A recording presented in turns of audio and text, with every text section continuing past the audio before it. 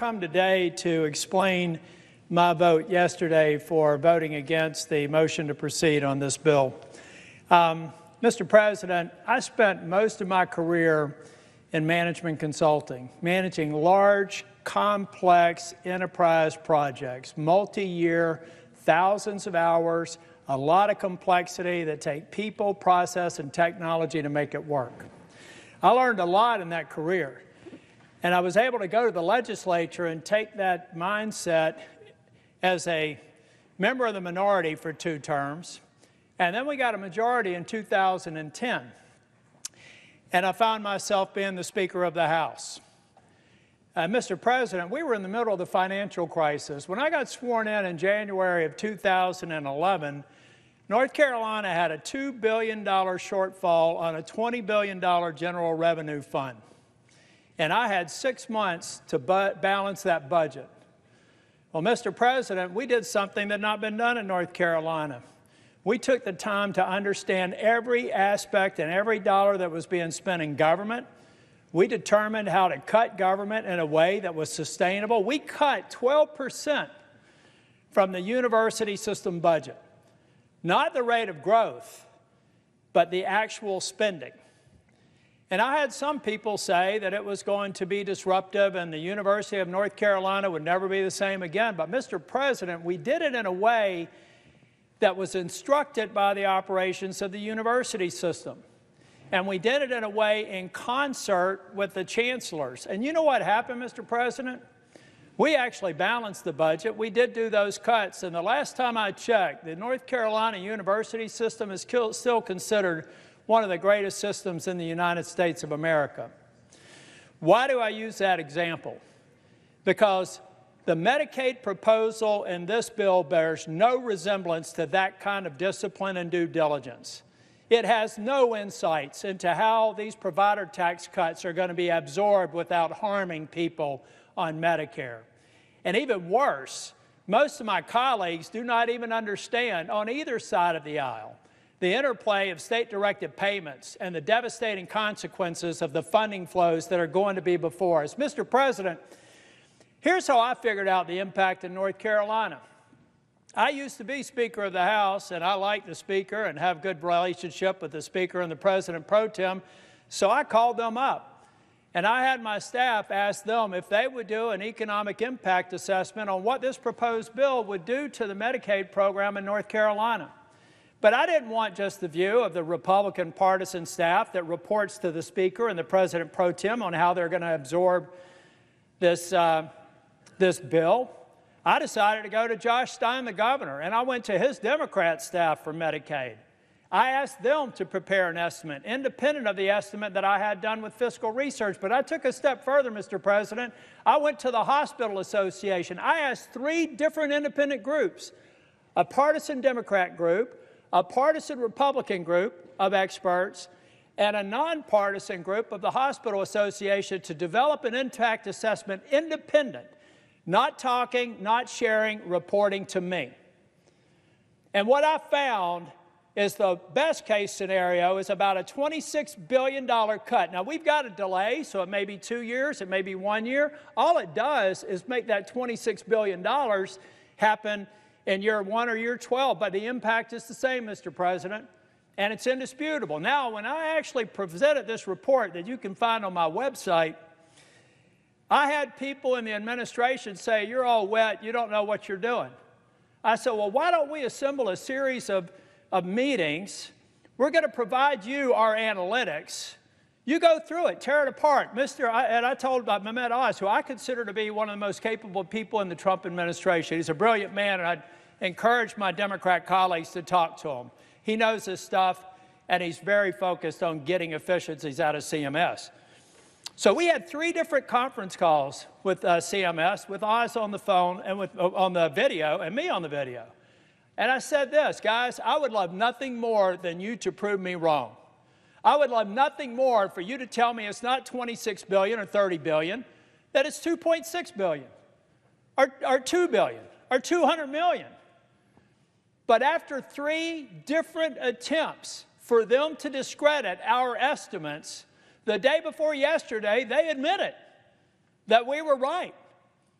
that between the state-directed payments and the cuts scheduled in this bill, there's a reduction of state-directed payments. And then there's the reduction of the provider tax. They can't find a hole in my estimate. So what they told me is that, yeah, it's rough, but North Carolina's used the system. They're going to have to make it work. All right.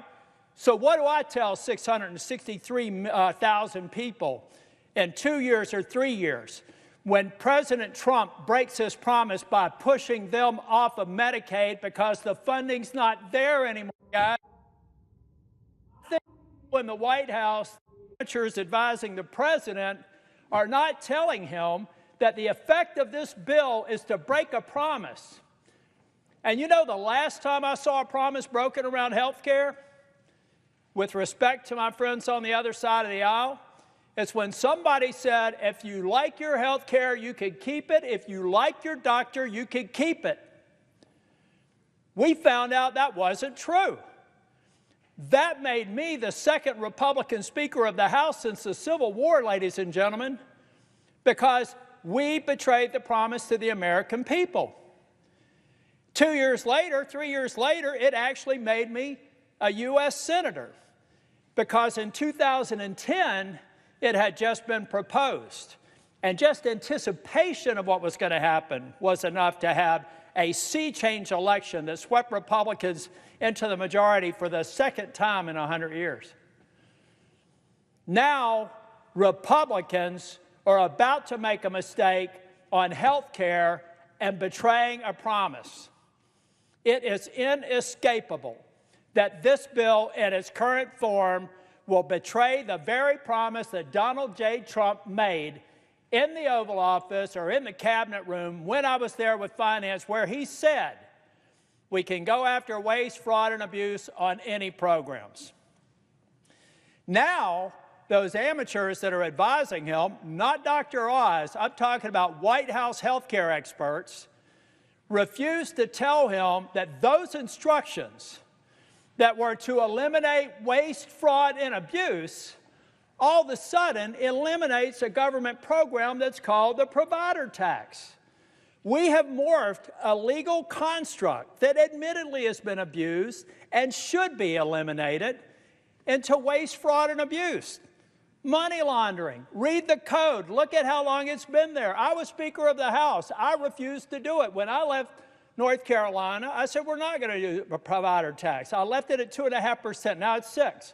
Mistake on the part of the leadership. And frankly, I know my friends are probably going to think I'm a little bit crazy here, but I actually passed a law that made it illegal to expand Medicaid. Why did I do that? Because I was convinced someday we would be here. And I would have rather found a way to get more people on Medicaid at the standard FMAP than having this 90-10 match and watching it disappear and taking away desperately needed health care. So, Mr. President, over the course of the evening, I may look for an opportunity to speak again. But I'm telling the President that you have been misinformed. You supporting the Senate mark will hurt people who are eligible and qualified for Medicaid. I love the work requirement. I love the other reforms in this bill. They are necessary, and I appreciate the leadership of the House for putting it in there. In fact, I like the work of the House so much that I wouldn't be having to do this speech if we simply started with the House mark. I've talked with my colleagues in North Carolina. I know that we can do that, and I believe that we can make sure that we do not break the promise of Donald J. Trump that he's made to the people who are on Medicaid today, Mr. President. But what we're doing, because we've got a view on an artificial deadline on July 4th that means nothing but another date and time, we could take the time to get this right if we lay down the House mark of the Medicaid bill and fix it. And I know that my friend and colleague from New Hampshire, I jumped in front of her, so I'm only going to take another minute or two. But, Mr. President, we owe it to the states to do the work to understand how these proposals affect them. How hard is that? I did it. How hard is it? How hard is it to sit down and ask the Medicaid office, ask the legislative staff, ask the Independent Hospital Association what the impact is? If there's no negative impact, what's wrong with daylight? What's wrong with actually understanding what this bill does? Mr. President, I know what it does because I spent a career implementing complex systems, and then I had the privilege of being Speaker of the House, and I implemented them in a government setting. And since I've been here, I've focused on bills and watched their implementation from the cradle until they're fully implemented. Mr. President, we owe it to the American people, and I owe it to the people of North Carolina to withhold my affirmative vote until it's demonstrated to me that we've done our homework. We're going to make sure that we fulfill the promise, and then I can feel good about a bill that I'm willing to vote for. But until that time, I will be withholding my vote. Thank you, Mr. President.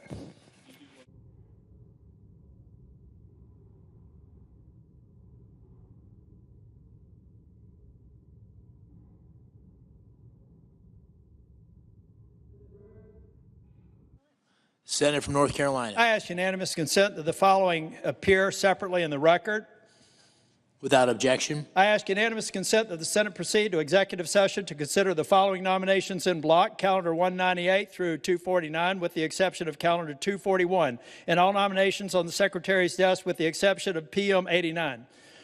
That the nominations be confirmed en bloc, the motions to reconsider be considered, made, and laid upon the table with no intervening action or debate. That no further motions be in order to any of the nominations, that the President be immediately notified of the Senate's action, and the Senate then resume legislative session.